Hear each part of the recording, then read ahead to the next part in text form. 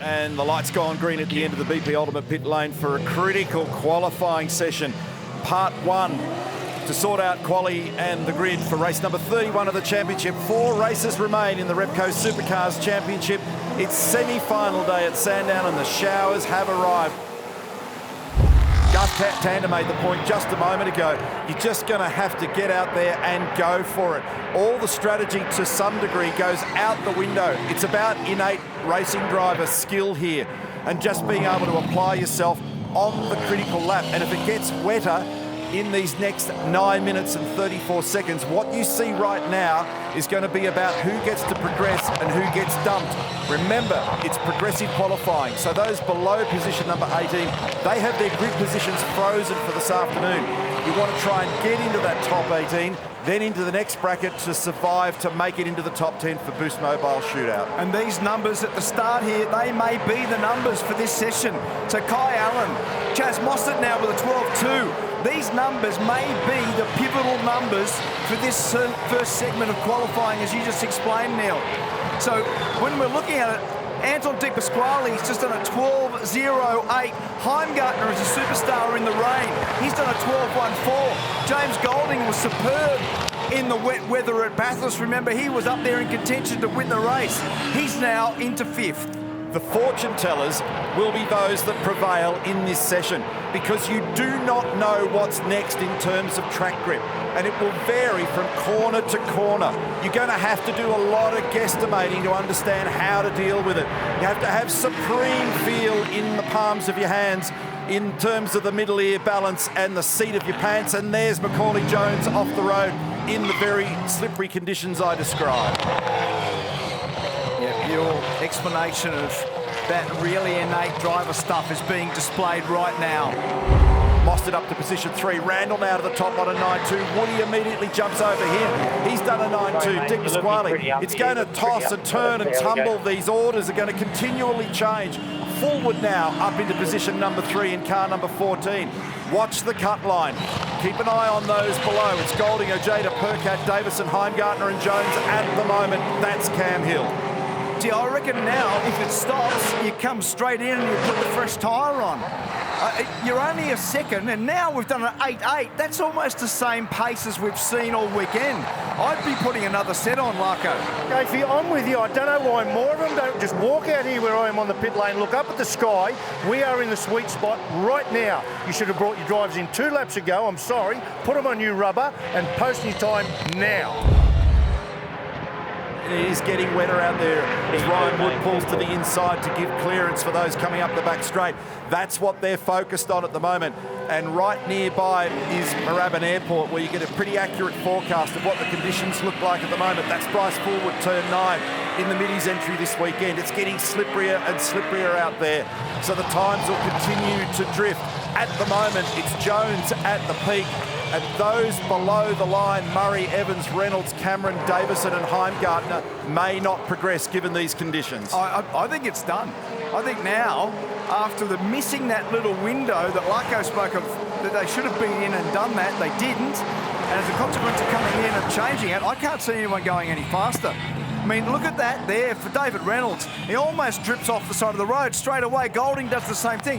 I think it's actually done, Mark. 100% it's done, mate. And I don't say it to be clever, but to use an old term of yours, mate, some of these people need whipping with a bike chain because you just had to walk out and see. It was, the moment is not now. The moment was 6 minutes ago. There was clear sky, the track was dry, you had to be on your rubber then, doing your time, not exiting the pit lane. They missed it. Yeah, no, really good point, Larko. So a lot of real heavyweights down there. When you look at guys like David Reynolds, who was the fastest car on Friday, is now down in 21st. Big slide there going into turn 2. So that's the lowest grip of any surface we've got in Australia. So that, as soon as you put a little bit of water on it, you can see the effect there for Bryce Fullwood. You can see the effect there for Matt Payne. There's going to be more drama through the course of the weekend. So that little avenue, that little area there between turn 2 and turn 3, and you pop out just before turn 4, that will be like an expressway. 7 minutes and 38 seconds remaining in the session. Object of this exercise is to be north of that red line in the top 10 at the end of it, and then you have an opportunity to play the game in the Boost Mobile top 10 shootout. Tricky conditions to navigate here in Melbourne this morning. Wild race yesterday that resulted in third win in a row for Chaz Mostert, securing his position in the BP Grand Final coming up in Adelaide in 2 weeks' time.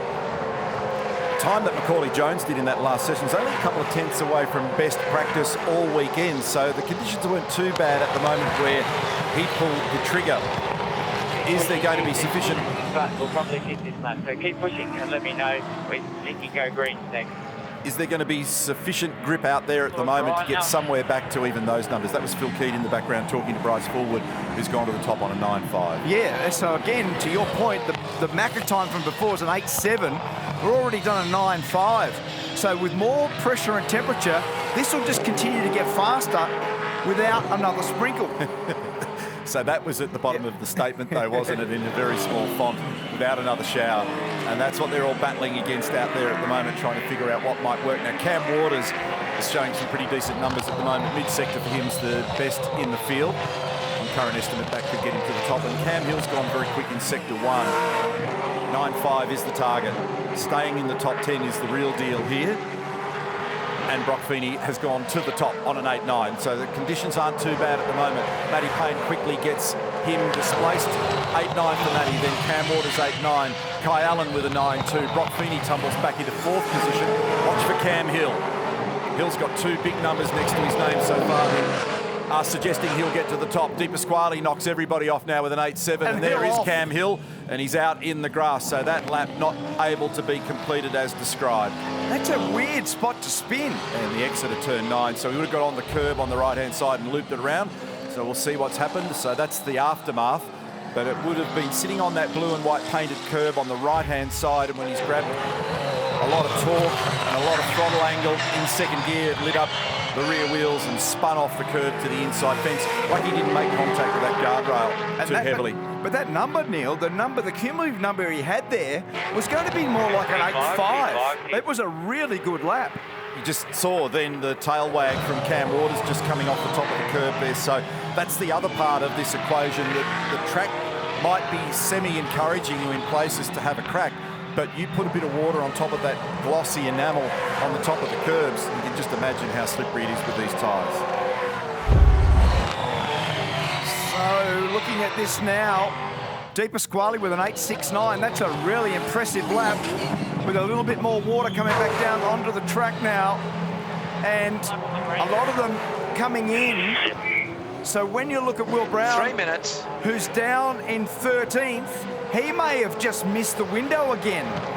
So if he's in now to get another set of tyres, if it rains, as Garth was just predicting, this will knock him around. Now, Randall went out on those green tyres, so he's trying now to build the pressure and temperature. He's currently 12th. Macaulay Jones, who was fastest in the last sector of Boost Mobile qualifying, is currently 10th. So the line there now, as you can see, just behind Macaulay.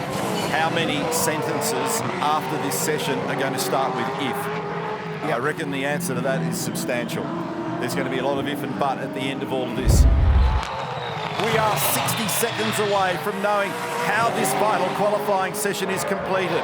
Jones, Ojeda, Randall, Courtney, Brown down in 15th as he was yesterday. Waters has had a curb strike as we go back to Tom Randall. He's got to try and do everything he can to dig out now and find 3 positions. Golding has gone quicker in Sector 1 again than everybody else. They are not giving up. This is a decent lap here. Can Randall do something to try and get himself back in as a finalist into this top 10? One more lap.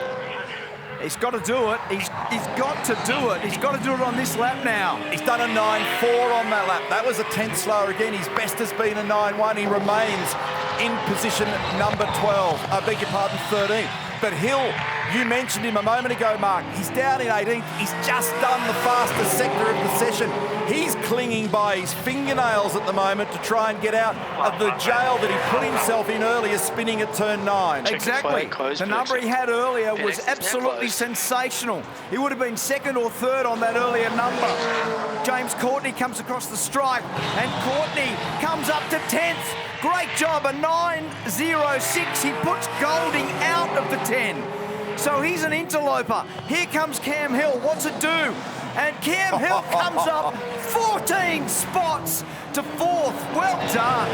Brody Sticky's back in the lane and he's intent. That punches Courtney out, but Golding's on a number here as well as Tom Randall sorts out the final lap for himself. So Golding's gone quicker in Sector 1 than the rest of them. And Thomas Randall pulls one out of the fire with milliseconds remaining and digs out for an 8-8 when it mattered. That is supreme. So a finalist just barely hangs on to get himself in a much better position this afternoon. It must have got a bit better out of there straight away because Payne's just moved up as well. Exactly. So, can you believe it? Now, Will Brown didn't go back out, did he? He called that it was getting wetter. And everyone else has gone faster. Wow. Oh, my God. He will be You've got to be on the track. 17th. Can you believe it?